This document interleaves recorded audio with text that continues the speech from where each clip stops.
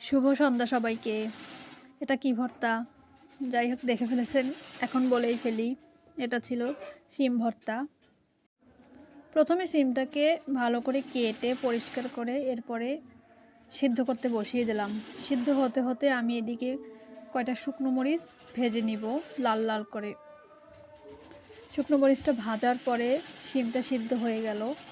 এরপরে শিমটাকে একটা কড়াইতে দিয়ে হালকা তেল দিয়ে একটু ভেজে নিব।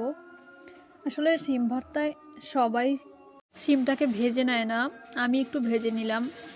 শিমটা ভাজা হয়ে গেলে দিয়ে দিলাম 2 কোয়া রসুন কুচি, 2টা কাঁচামরিচ আর দিয়ে দিলাম পেঁয়াজ। এটা একটু ভেজে নিলাম একসাথে। সবগুলো ভাজা হয়ে গেলে এখন পেঁয়াজ, রসুন আর কাঁচামরিচটা একটু আগে পেষে নিলাম, তারপরে দিয়ে দিলাম শিমগুলো। এখন এগুলো একসাথে বেটে নিব। সবগুলো মিহি করে বেটে নিলাম।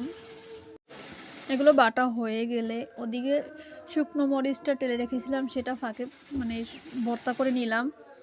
ভর্তা করার পরে এরপরে শিমটা বাটা হয়ে গেলে দিয়ে দিলাম সামান্য করে লবণ আর একটু ধনিয়া পাতা কুচি। দেওয়ার পরে আমি এটা মেখে নিব একটু সরিষার তেল দিয়ে।